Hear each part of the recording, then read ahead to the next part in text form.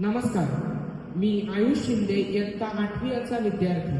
आज कर्मवीर भाऊराव पाटील यांच्या जयंतीचे औचित्य साधून आपण चर्चा करण्यासाठी जमलेलो आहोत. तर माझ्यासोबत चर्चा करण्यासाठी उपस्थित आहेत लोकनेते रामशेठ ठाकूर पब्लिक स्कूल कामोठे, जी इयत्ता 8वीची विद्यार्थिनी श्रेया उत्तम माने व वैष्णवी जाधव. तर सर्वप्रथम श्रेया व वैष्णवी तुमच्या दोघींचे मी मनापासून स्वागत करतो. चला तर मग आपण वेळ न घालवता आपण ज्या कामासाठी जमलेलो आहोत त्याला सुरुवात करूया. तुझे नाव काय? माझे नाव श्रेया उत्तम माने आहे. तू कोणत्या शाळेत शिक्षण घेतेस? मी लोकनेते रामशेठ ठाकूर पब्लिक स्कूल कामोठे या शाळेत शिकते. तुझी ही शाळा कोणत्या संस्थेची आहे? माझी ही शाळा म्हणजेच लोकनेते रामशेठ ठाकूर पब्लिक स्कूल ही रयत शिक्षण संस्थेची आहे. या रयत शिक्षण संस्थेची स्थापना कधी झाली? रयत शिक्षण संस्थेची स्थापना 4 ऑक्टोबर 1919 या साली झाली. ही कोणत्या गावी झाली हे तुला माहिती आहे का? हो, 4 ऑक्टोबरला रयत शिक्षण संस्थेची स्थापना काळे या गावी झाली होती. रयत शिक्षण संस्थेची स्थापना कोणी केली? रयत शिक्षण संस्थेची स्थापना काळे गावी 4 ऑक्टोबरला कर्मवीर भाऊराव पाटील यांनी केली. त्यांचे पूर्ण नाव तुला माहिती आहे का? हो, कर्मवीर भाऊराव पाटील यांचे पूर्ण नाव भाऊराव मायगोंडा पाटील आहे. छान. रयत शिक्षण संस्थेचे संस्थापक डॉक्टर कर्मवीर भाऊराव पाटील यांचा जन्म केव्हा व कुठे झाला? रयत शिक्षण संस्थेचे संस्थापक असणारे कर्मवीर भाऊराव पाटील यांचा जन्म 22 सप्टेंबर 1887 या साली झाला व तो कुंभोज या गावी झाला, जे आपल्या कोल्हापूर जिल्ह्यात आहे. रयत शिक्षण संस्थेचे बोधचिन्ह कोणते? रयत शिक्षण संस्थेचे बोधचिन्ह वटवृक्ष आहे. कर्मवीर भाऊराव पाटील यांनी रयत शिक्षण संस्थेचे बोधचिन्ह वटवृक्ष का ठेवले असावे?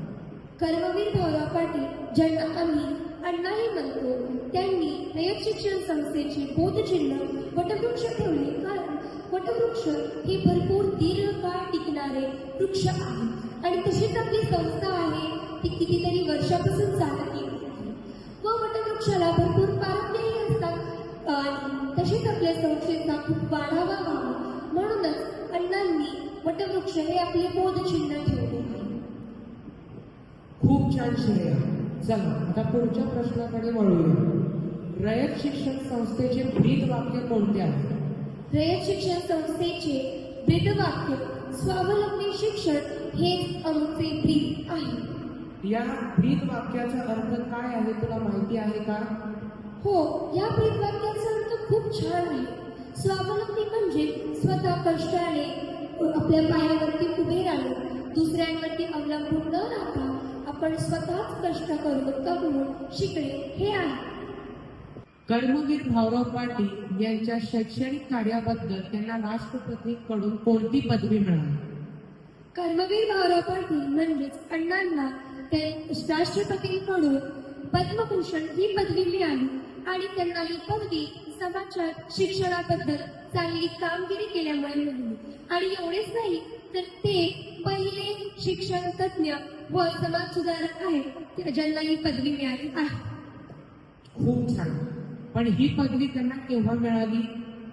ही पदवी त्यांना 20 जानेवारी 1959 या साली मिळाली होती. रयत माऊली गीत कोणते हे तुला माहित आहे का?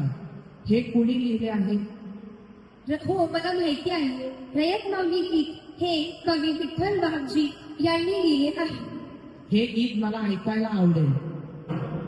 रयते मधुनी नव्या युगाचा माणसाचा घडतो आहे, वटवृक्षाच्या विशालतेचा मोहन भाळा पडतो आहे.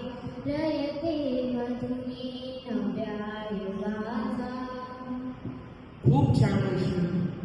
श्रेया, खरं तर मला तुझ्या बरोबर चर्चा करून खूप आनंद झाला. तुझ्यामुळे मला रयत शिक्षण संस्था व कर्मवीर भाऊराव पाटील यांची खूप माहिती संधी मिळाली त्याबद्दल तुझे मनापासून आभार. आता जाता जाता एक तुला शेवटचा प्रश्न.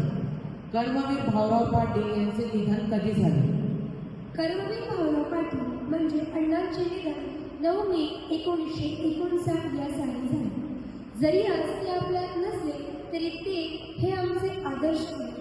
ते स्वतः जास्त सुशिक्षित नव्हते, परंतु त्यांनी गोरगरीब खेडेपाड्यातील मुलं शिकावेत याच्यासाठी रयत शिक्षण संस्थेची स्थापना केली. आणि एवढेच नाही तर ही संस्था आशिया खंडातील सर्वात मोठी संस्था आहे. मी स्वतःला खूप भाग्यशाली मानते की मी आमची शाळा जी रयत शिक्षण संस्थेची आहे त्याच्यात शिकते. खूप छान. धन्यवाद. धन्यवाद.